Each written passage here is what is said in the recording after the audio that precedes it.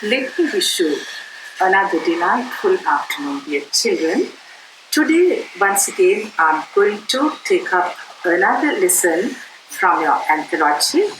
I think you are ready with your anthologies as well as pencils, because then if you need, you can take down some notes. Today, I'm going to deal with the drama The Bear by Anton Chekhov.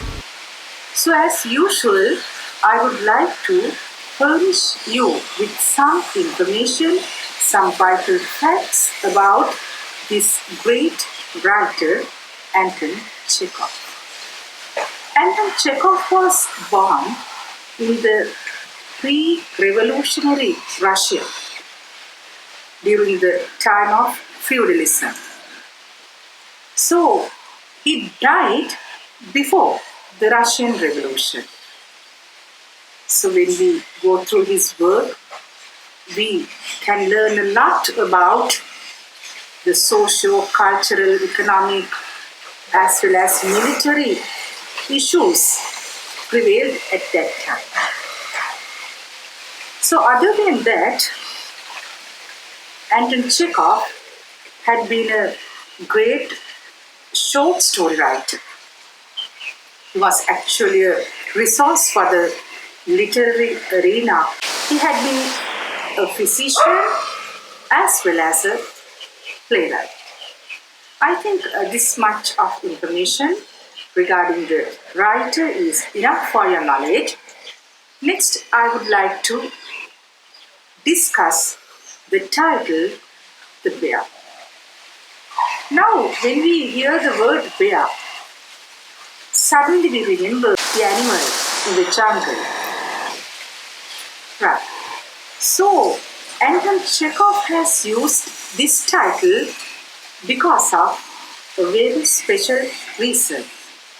That is, in the characters we meet in this drama, we can see the boorish, bearish traits and qualities which we normally see in a bear. So that's why he has named this drama as The Bear. Shall we discuss the sort of qualities a bear has? අපි පොඩ්ඩක් සාකච්ඡා කරලා බලමු. වලහා කියන සතා තුල තියෙන ගති ලක්ෂණ මොනවද කියලා. It is actually ill-tempered, bad-tempered. ඉතාමත්ම කේන්ති යටපත් වෙන සතෙක්. Not only that, ill-mannered, උගේ හැසිරීම හොඳ හැසිරීමක් නෙමෙයි වලහට තියෙන්නේ. Not only that, he is very unpredictable. He can attack you. I mean, even before you think. හිතා ගන්නත් පෙර ඌගෙන් පහර කෑමකට ලක් වෙන්න පුළුවන්. Not only that, it is very aggressive. ඉතාමත්ම කලහකාරී සත්වෙක් තමයි වලහා කියන්නේ. Very rude, හරිම දුෂ්ට සතෙක්.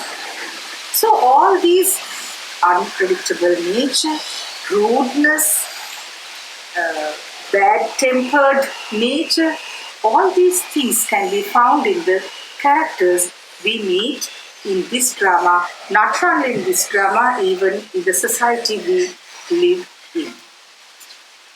That's why Anton Chekhov has named his drama as The Bear. I remember another fact regarding the bear, which I very recently came across through a newspaper article. Bears are fine doggers. Bears like a dog වෙන කට්ටිය. Dog වෙනවා කියලා කියන්නේ මත් වෙන කට්ටිය. Especially during the time of palu. I think you might have heard of the fruit palu. Palu වාරයට. It is said that they eat palu a lot. ගොඩාක් palu ආහාරයට අරගෙන they become dogged or drugged. ඊට පස්සේ මත් වෙනවලු. මත් වෙලා And they do, antics. They behave in an absurd manner. බොහොම විකාර රූපී විදියට හැසිරෙනවලු. So the same behavior, I mean dwarfed behavior, can be seen in this Smirnov's character. මේ ස්මිර්නොෆ්ගේ character එක චරිතය තුළ අපිට ඒ වගේ dwarfed man කෙනෙක් එහෙම නැත්නම් මත්වෙච්ච මිනිසෙකුගේ හැසිරීමත් අපිට බලා ගන්න පුළුවන්. So if you have watched my previous upload on the short story The Nightingale and the Rose, you might have come across the 5 major elements we see in a short story. So the same elements, the same major elements, 5 major elements are seen through a drama also. මේ නාට්‍යයකත් මේ elements පහ අපිට දකින්නට ලැබෙනවා. Now if you can remember, yes, what are the major elements? We meet characters. We meet settings. අපිට චරිත හම්බ වෙනවා. වටපිටාව ඒ සිද්ධ වෙන ස්ථානය අපිට දකින්නට ලැබෙනවා. Not only that, we come across conflicts or one conflict or more than that. නේද? ගැටුම අපිට හම්බ වෙනවා. ගැටුමක් තියෙනවා. Next we come across the plot, how the incidents are lined up. ඊළඟට අපිට plot එක හම්බ වෙනවා. Next we come across the main theme and the secondary themes. ඊට පස්සේ අපිට පණිවිඩ messages හම්බ වෙනවා. So all these 5 major elements are vividly manifested in a drama also. එතකොට මේ නාට්‍ය තුලත් මෙන්න මේ elements පහ තියෙනවා. Okay? Right. Now let's take the element characters. අපි බලමු ඊළඟට මේ characters කියන element එක අරගෙන. So here in this drama or in this play we meet 3 characters. අපිට හම්බ වෙන චරිත තුනක්. We come across 3 characters. What are the 3 characters? Popova's character, Smirnov's character, and Luca's character. So through these characters, Anton Chekhov has very finely brought out the issues prevailed at that time. The political setting prevailed at that time. Okay? Right. Now for an example, if we take the character of Popova, this is how the writer has introduced the character in the drama. A landowning little widow with dimples on her cheeks. A landowning little widow with dimples on her cheeks. The writer has used the language very economically. He has not given a lot of details about this character, but it gives us a lot of details. The වචනවලින් ගොඩාක් මේ කරුණු නැත්තම් විස්තර අපිට දීලා නැහැ. බොහොම අර ෆිට්නස්ලින් භාෂාව භාවිතා කරලා තියෙනවා. නමුත් අපිට ගොඩක් දේවල් පුළුවන් මේ චරිතය පිළිබඳව මේ ඉදිරිපත් කිරීමෙන් වටහා ගන්න. Because during the feudalism in Russia, or during the time of feudal system in Russia, there were 2 clear-cut social classes prevailed. බොහොම පැහැදිලි සමාජ පන්ති දෙකක් තිබුණා. One class is the land-owning class. The other class is the landless class. So, Popova is a land-owning widow.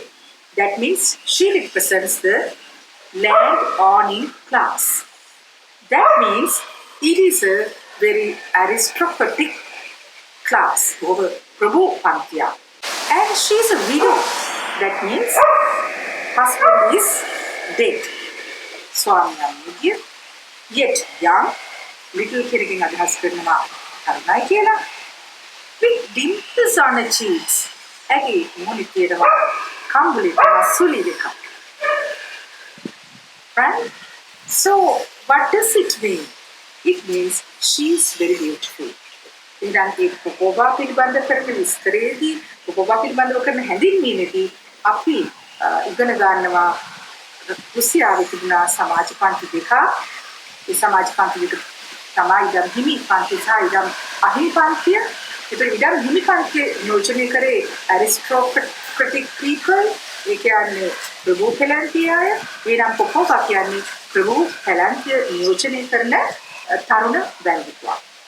Next we come across Smirnov's character. ඊට පස්සේ අපිට හම්බ වෙනවා Smirnovගේ චරිතය. Smirnov is a middle-aged landowner. That's what Anton Chekhov has given to his reader about this character. මෙයා ඉඩම් හිමි මැදි වයසේ මිනිස්සෙක්.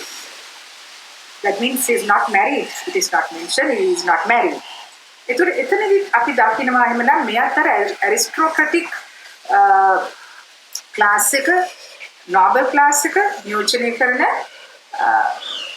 පුද්ගලයෙක් චරිතයක්. Middle aged but not yet married. කසාද බැඳලා නැහැ. Because he is a businessman. Right? ඔහු businessman කෙනෙක් as well as a retired lieutenant of artillery. කාලතුවක්කු හමුදාවෙන් විශ්‍රාමගත ලුටිනන්වරේ මෙතන ඒක මෙතන සඳහන් කරේ නැත්නම් අපිට පසුව හම්බ වෙනවා. ඒකෙන් එහෙමනම් පෙන්නනවා මේ feudal society එකේ military power, economic and social power මේ ඔක්කොම ආර්ථික බලය, හමුදා බලය, දේශපාලන බලය මේ හැම දෙයක්ම උරුම වෙලා තිබිලා තියෙන්නේ මේ land owning class එකට. The next character we come across is Luca. ඊළඟට අපිට හම්බ වෙනවා ලූකාගේ චරිතය. Luca is the servant or footman of Popova. So Luca represents the landless class, and you know how Luca is treated by Smirnov very badly. So that is their fate. ඒක තමයි ඒගොල්ලන්ගේ ඉරණම. මොකද මේ නිරන්තරයෙන්ම මේ ඉඩම් අහිමි කුලී වැසියන් අර ඉඩම් හිමි ප්‍රභූ පවුල්වල හිංසාවට පීඩාවට නිරන්තරයෙන්ම ලක් වුණා. ඔවුන් මේ වගේ මෙහෙකාර සේවය තමයි යෙදී සිටියේ. And they were forced to work for them actually. That is the root cause for the Russian Revolution also. ඊට පස්සේ මේ ප්‍රශ්නේ පිළිගියාම වශයෙන් තමයි රුසියානු විප්ලවය ආරම්භ වෙන්නේ. Right. So these are the facts we are learning from these three characters. Next we are going to talk about the setting. ඊළඟට අපි මේ setting එක ගැන කතා කරන්න ඕනේ. Actually this is a one act drama. මේක one act drama එකක්, one act play එකක් කියලා හඳුන්වන්නේ. The reason is everything happens within Popova's drawing room. මේ හැම දෙයක්ම සිද්ධ වෙන්නේ Popovaගේ විසිට කාමරය තුල. එක ස්ථානයක තමයි සිද්ධ වෙන්නේ. So such dramas are called one act plays or one act dramas. Okay, right. That is the physical setting. If we talk about the social setting එක ගත්තොත් pre-revolutionary Russia during the time of feudal system. වැඩවසම් යුගයේ තමයි මේ නාට්‍යයෙන් නියෝජනය කරන්නේ. ඉතින් වැඩවසම් යුගයේ පිළිබඳව මම හිතන්නේ ඔයගලන්ට අවබෝධයක් ඇති. වැඩවසම් යුගයේ තුල සමාජයේ පන්ති දෙකක් තිබුණා. මම ඉස්සෙල්ලා කිව්වා වගේ ඉඩම් හිමි සහ ඉඩම් අහිමි. We call them peasants or tenants. කුලී වැසියෝ. ඇයි කුලී වැසියෝ කියන්නේ they had to serve the land owning class. Okay, right. ඊළඟට setting එකට පස්සේ යනවා අපි conflict එකට. So here we come across two conflicts. conflicts දෙකක් අපිට හම්බ වෙනවා. The first conflict pivots around money. මුදල් ප්‍රශ්නයක් මත තමයි ඉස්සෙල්ලාම ගැටුම ඇති වෙන්නේ between Smirnov and Popova. You know that Popova's husband is dead. So when he was alive, he had bought oats from Smirnov, but he had not settled the money. He had not paid the money. So after 7 months, Smirnov comes to meet Popova to get his money back. අපවර සල්ලි ඉල්ල ගන්න තමයි එන්නේ. In අවස්ථාවේදී, you know what happens. Popova refuses to give him his money, telling that she is not in a right mood to conduct any transaction. කිසිම ගනුදෙනුවක් කරන්න තරම් හිතේ ස්ථාවර බවක් ඇගේ නැහැ. මොකද ඇය තාම කම්පාවෙන් ඉන්නේ කියලා ප්‍රතික්ෂේප කරනවා. So that is the place where this conflict starts, the first conflict. And the second conflict we see when Popova insults Smirnov. ඒතර දෙවනි ගැටුම අපිට හමුවන්නේ Popova Smirnovට අපහාස කරන තැන. Because Smirnov was very angry for getting insulted, and he declared a duel as a way of paying for the insult. Popova did. නේද? දැන් Popova කරපු අපහාසයට වන්දි ගෙවීමක් විදිහට ඔහු ඇයට ආරාධනා කරනවා ඔහු සමග ද්වාර දෙසක්නකට. මෙන්න මේ අවස්ථා දෙක තමයි අපිට හම්බ වෙන ගැටුම්කාරී අවස්ථා දෙක. Next comes the plot. I'll talk about the plot separately. And finally, we come across the major theme. What is the major theme here? There are some other secondary themes here. We can talk about them later. The major theme is man's inability to tame his own feelings and emotions. මිනිසාට තමන්ගේ හැඟීම් දැරීම් පාලනය කරන්න හරි අමාරුයි. So he becomes a slave to them. ඊට පස්සේ ඔහු හැඟීම් වලට වහල් වෙනවා. So this is clearly manifested through this drama. Okay? Right. Now I'm going to talk about the plot here. So if you have your pencils with you, you can just slightly demarcate the boundaries in the plot. Now, what is the exposition part? Exposition begins, it isn't right, madam. This is spoken by Luca, and this goes until the page number 70. So don't you forget, Luca, to give Toby an extra feed of oats. Up to that point, we come across the exposition. එතෙන් එනකම් තියෙන්නේ exposition එක. Exposition එකෙන් පස්සේ we meet the rising action. ඊට පස්සේ rising action එක එනවා. Rising action runs up to the point. Yes, it is in the page number 76. Yes, Popova says, that's silly and rude. That's silly and rude, right? So up to that point, the rising action runs. So after that, we meet the climax. That is the place where Smirnov becomes very aggressive and violent, and he condemns women very badly. ඉතාමත්ම නරක විදිහටම කාන්තාව පහතට හෙලලා කතා කරනවා. You can remember how much he tells. He is actually very, very male chauvinistic. කාන්තාව නරකයි, පිරිමියා හොඳයි කියලා ඔහු එතන කතා කරනවා. So the Climax heightens. Because Popova also backtalks, and Popova also brings out all the bad qualities men have.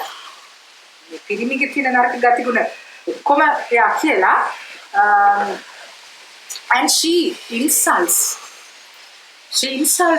Smirnov, calling him bear, monster, bourbons. He uses a lot of, famous names, and Smirnov gets angry. He gets angry and he challenges Popova for a duel. Duel because Smirnov is highly embarrassed by the insult of Popova, and he says to pay for the insult, he invites Popova for a duel. එතකොට මේ කරපු අපහසයට වන්දිවීමක් වශයෙන් ඔහු ආරාධනා කරනවා, ඔහු අභියෝග කරනවා ඔහු ඇයට ද්වන්ද සටනකට එන්න කියලා. Right?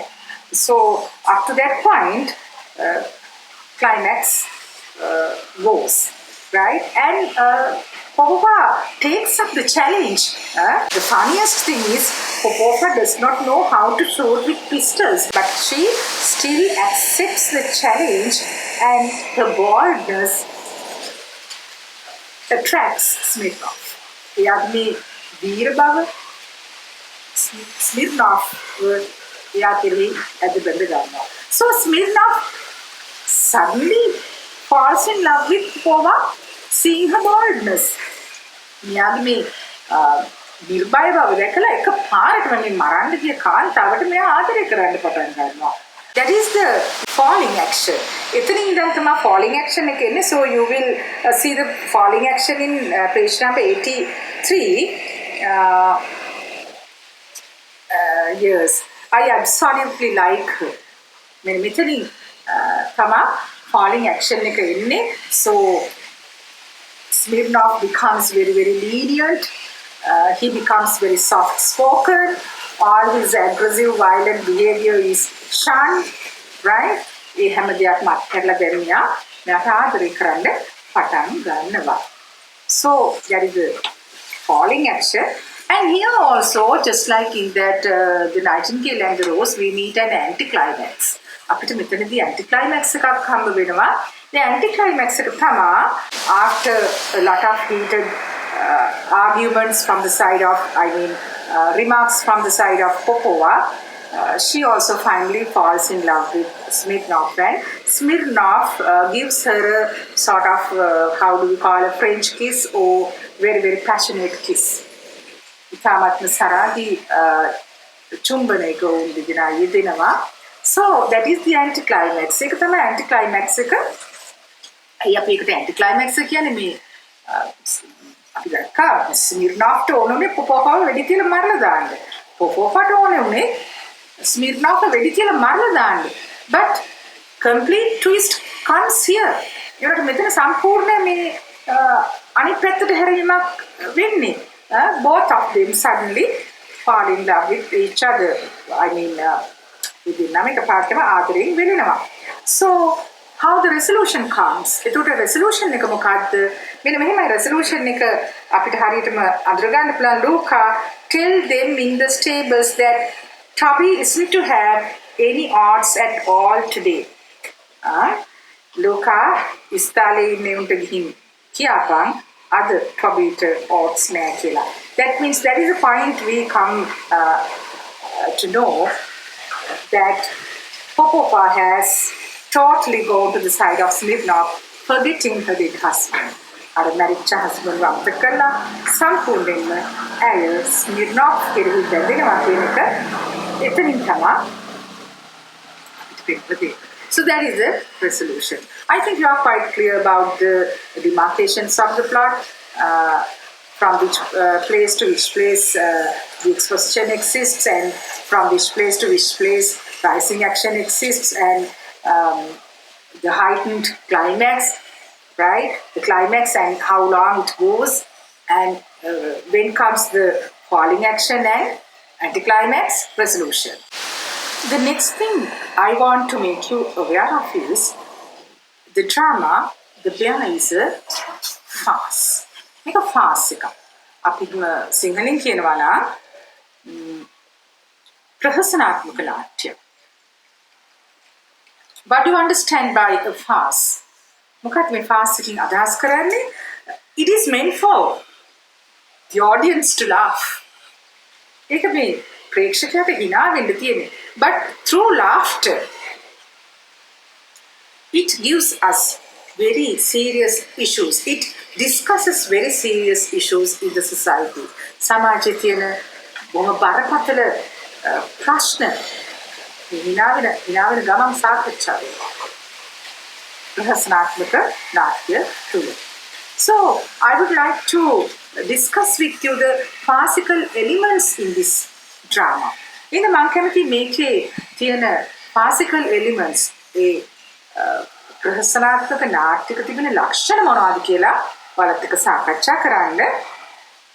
පළවෙනි එක තමයි ප්‍රහසනාත්මක නාට්‍යක or in a farce we come across improbable situations.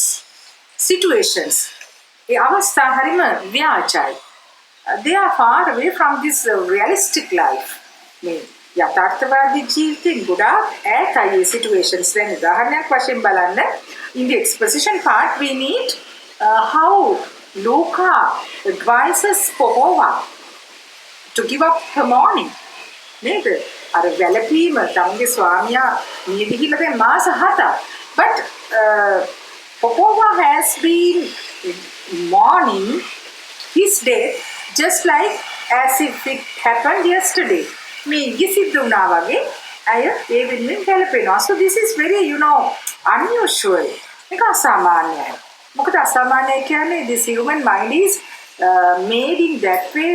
Now if we come across any sorrowful incident, in the course of time it dwindles. මේ කාලේ ගත වෙනකොට මේ දුක පහව යනවා. දැන් අපි දකිනවා මේ මාස 7ක් ගිහිල්ලා පොපෝපා මේ හස්බන්ඩ් ඊයේ මැරුණා වගේ වැළපෙනවා. එහෙමනම් ඒ සිටුේෂන් එක හරිම improbable. And the other thing is Luca is the footman or the servant of Popova. Popovaගේ servant තමයි Luca කියන්නේ. And he is advising Popova. This cannot be happened. මේක වෙන්න බෑ. මොකද අපි දන්නවා මොනතරම් පීඩාකාරී විදිහටද ඉඩම් හිමියෝ යාගේ ටෙනන්ට්ස්ලාට එහෙම නැත්නම් පෙසන්ට්ස්ලාට කුලී වැසියන්ට සැලකුවේ කියලා. ඒ වගේම බලන්න Luca, what are the kind of examples he takes to advise Popova? Very, very humorous examples. He takes cats, spiders, peahens, midges. He takes plethora of number of insects and animals to convince Popova that she should stop mourn her husband's death. ඒ කියන්නේ ස්වාමියාගේ මළගම වෙනුවෙන් වැළපීම නවත්තන්න ඕනේ කියලා එයා ගන්නේ සත්තුන්ගේ නේද? සත්තු ගොඩකගේ නම් කියනවා. උදාහරණ වශයෙන් ගන්නවා. Cats, spiders, midges, peahens, right? Okay, that is a very inauthentic situation. It is very unrealistic situation. මේ unrealistic situations ගොඩක් මේකේ තියෙනවා. මම තව උදාහරණ කියන්න.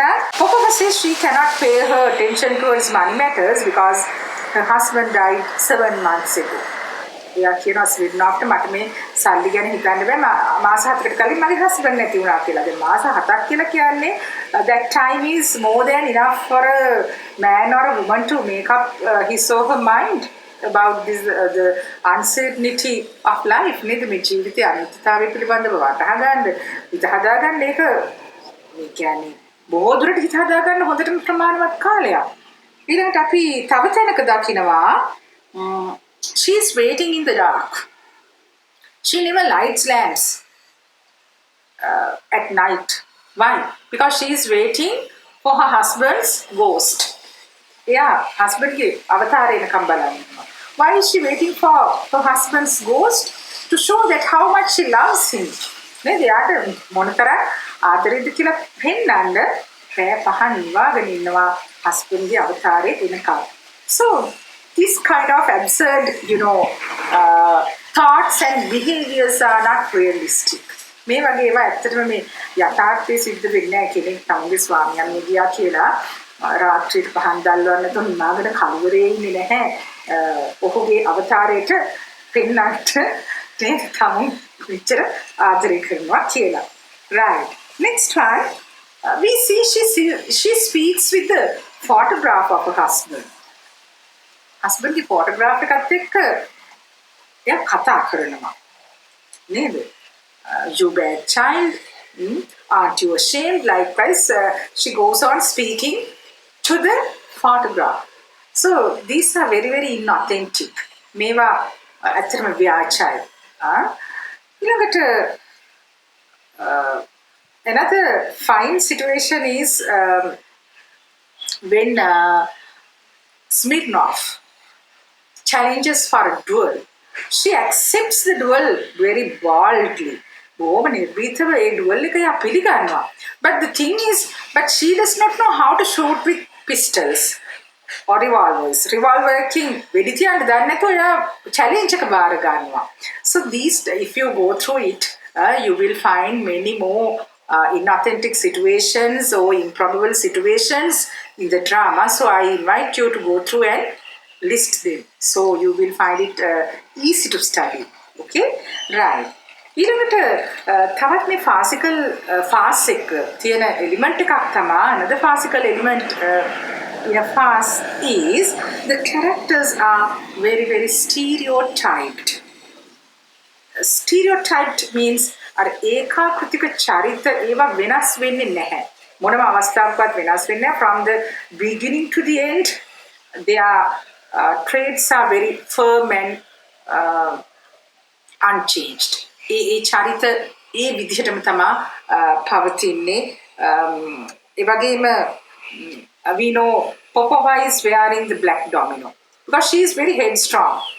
She wants to do whatever she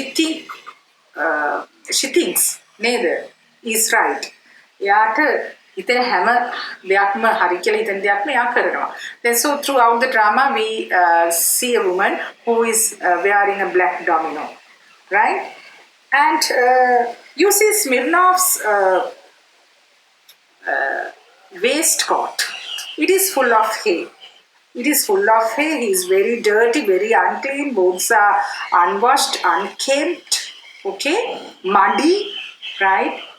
It doesn't change, right? Years. So likewise, we can see absurd characters in a farcical drama. ඒ වගේ ප්‍රශ්නාත්මක නාට්‍ය තුළ අපි දකින්නේ වගේ එකම විදිහේ චරිත. Next one, yes, extravagant exaggerations. මේ අතිශයින්ම අතිශෝක්ති කියන එක විශාල වශයෙන් භාවිතා වෙනවා ප්‍රහසනාත්මක නාට්‍යයක. දැන් උදාහරණයක් වශයෙන් now I'll give you a few examples so when you understand how they are searched for, you can search for the facts, right? Now imagine the character of Smirnov as a lover. Then මතක් කරගන්නකෝ. I mean just try to remember the character of Smirnov as a lover. එයා lover කෙනෙක් විදිහට ඉඳලා තියෙන කාලේ බලන්න.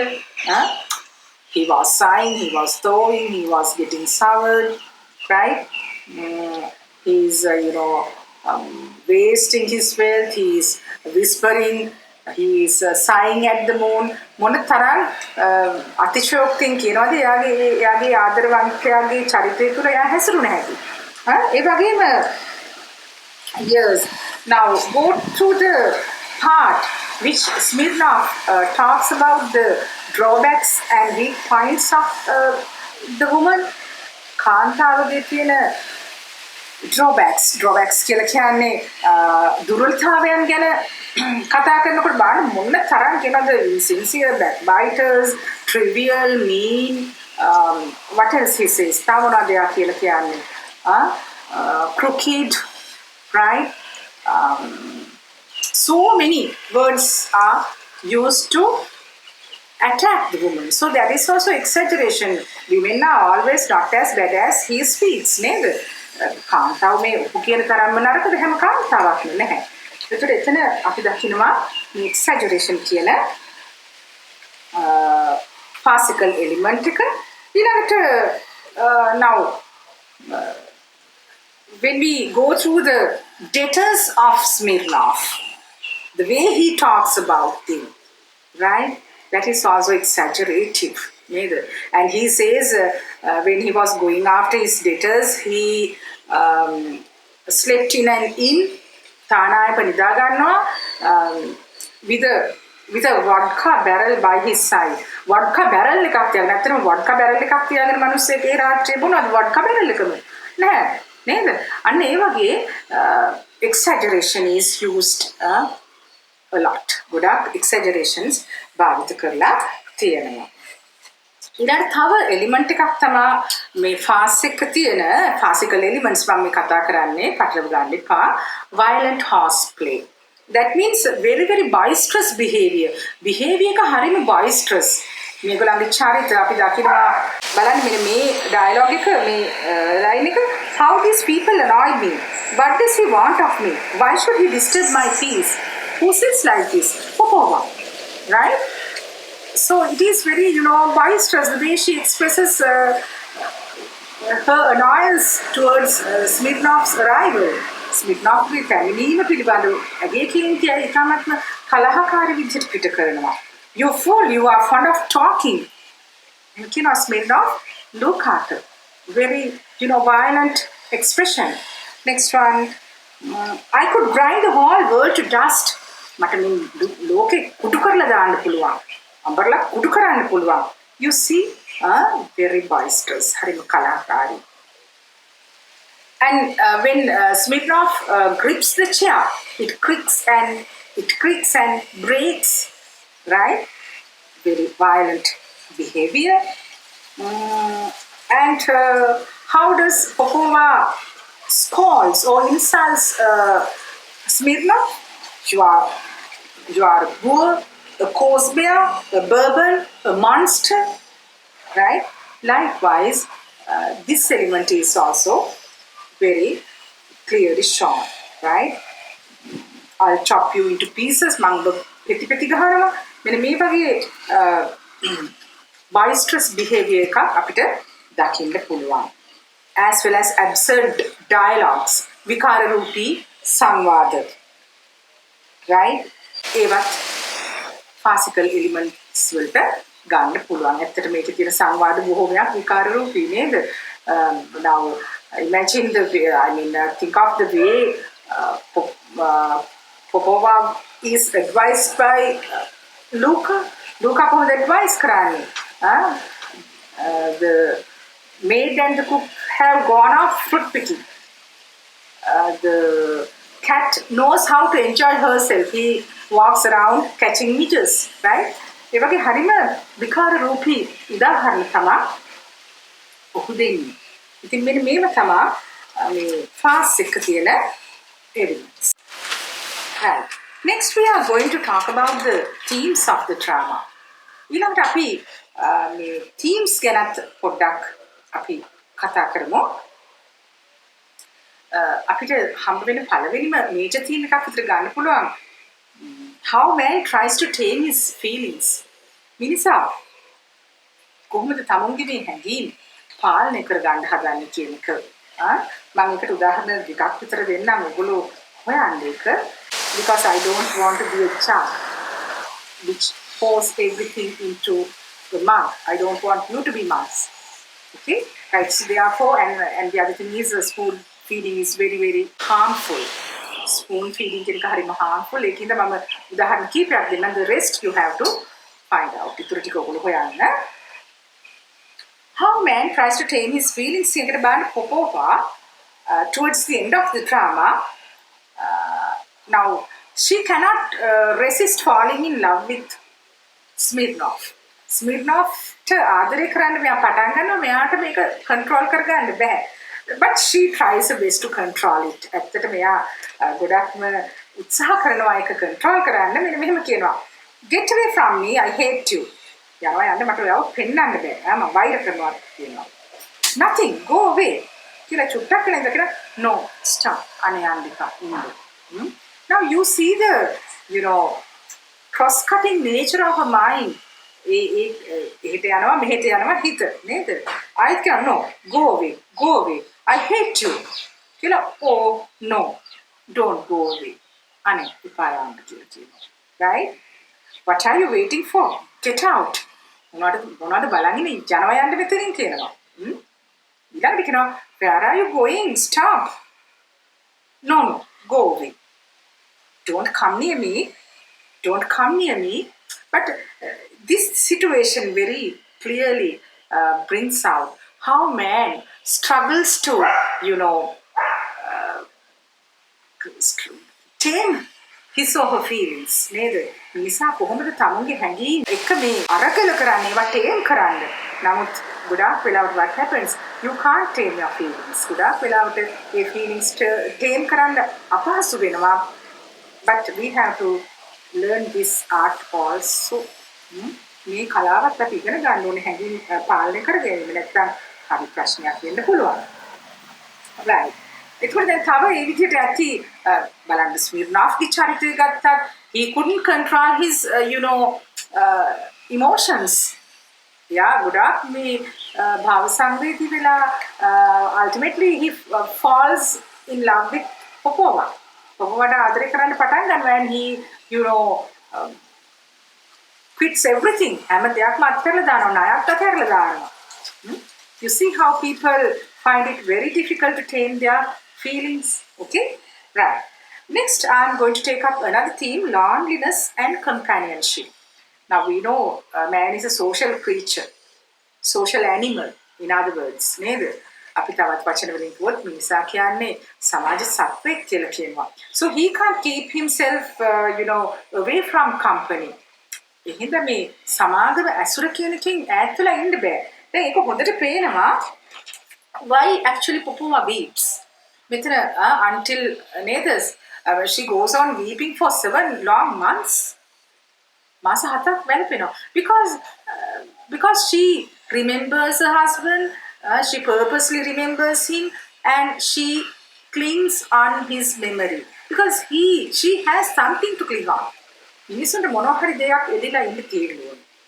ඉතින් යාට දැන් වෙන කිසිම දෙයක් නැති ඉඳ එයා ඒ මතකේ එල්ලි ඒකේ වැළපි ඉන්නවා.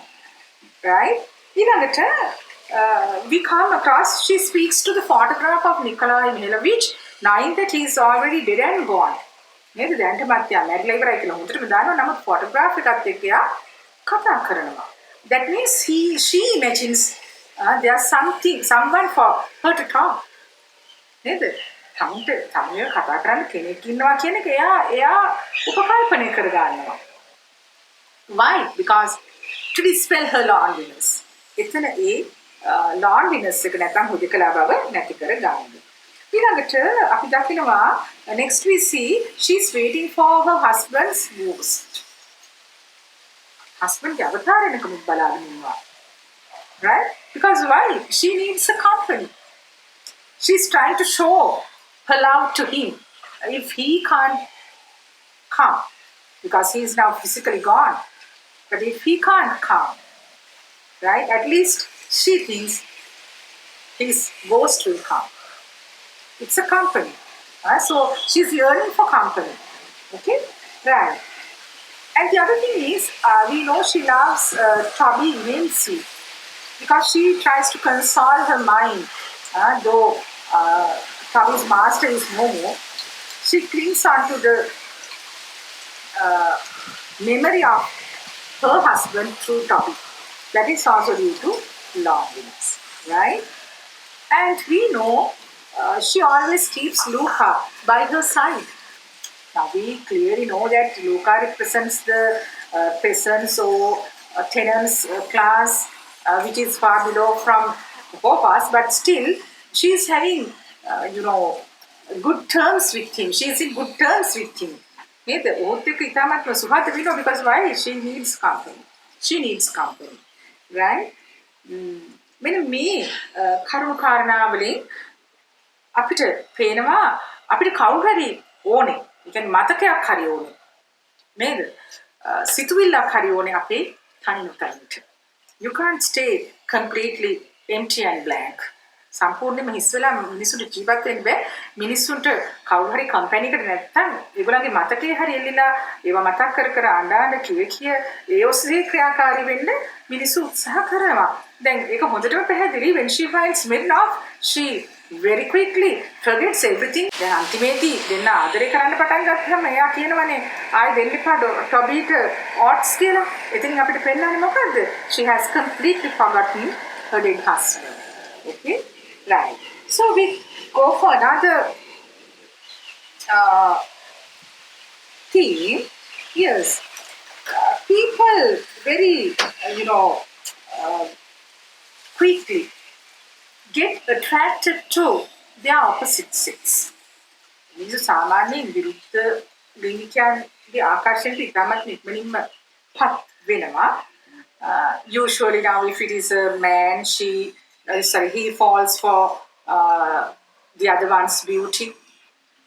If it is a woman, she falls for the other one's talents or something like that, social status or whatever it is.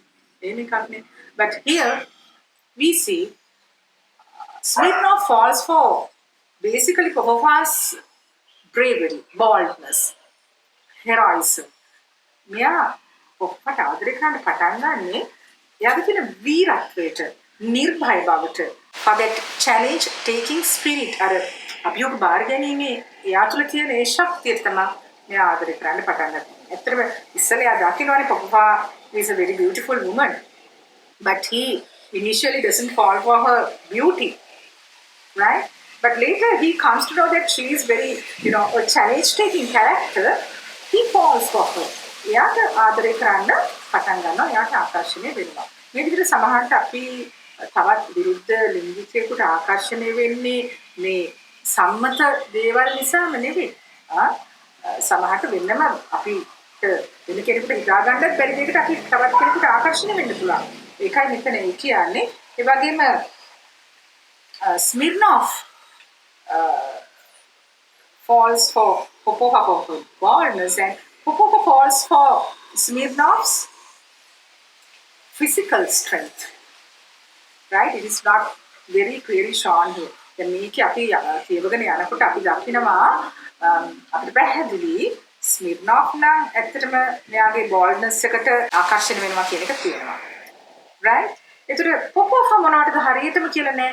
නමුත් ඒක symbolically පෙන්නලා තියෙනවා when Smirnov touches the chair, it creaks and breaks.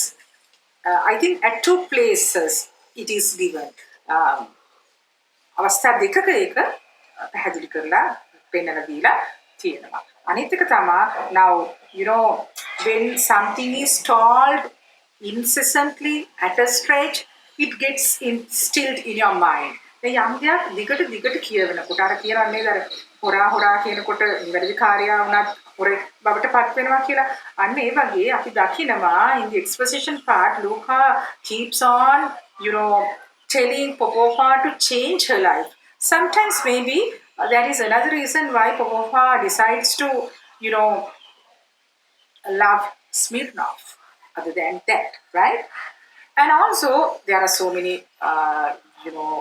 themes here, you can extract them. One more point I'll tell you, male chauvinism. Male chauvinism කියන එක මේකේ තියෙනවා නේද? Actually Smirnov condemns Popova, right? Very badly. And it is an entire condemnation of the whole tribe of women. මේ කාන්තා කියන වර්ගය සම්පූර්ණ කාන්තාවන්ටම කරන අපහාසයක් තමයි එතන all tribe of women are condemned. නේද? එතන male chauvinism කියන එක මතු කරලා තියෙනවා. අපි දකිනවා yes how he Smirnov describes the outward appearance of the woman, and finally he says, if you see into her soul, you will see a common crocodile. නේද? ලස්සන තිබ්බට හිත ඇතුළට ගිහලා බැලුවොත් ඉන්න කිඹුලෙක් කියලා කියනවා. ඒ වගේ ඉතාමත්ම රළු විදිහට කාන්තාව නරකයි කියන එක, කාන්තාව දුර්වලයි කියන එක, නරකයි කියන එක ඔහු කියනවා. එතන male chauvinism කියන එක තමයි එතන පෙන්වන්න කරන්නේ. So I think I have talked a lot today, so thank you very much for being with me. And I'm happy because in this pandemic situation, I have been able to help you in this way. Some have requested, but I'm trying my best to manage my time and cater to your needs. So thank you very much.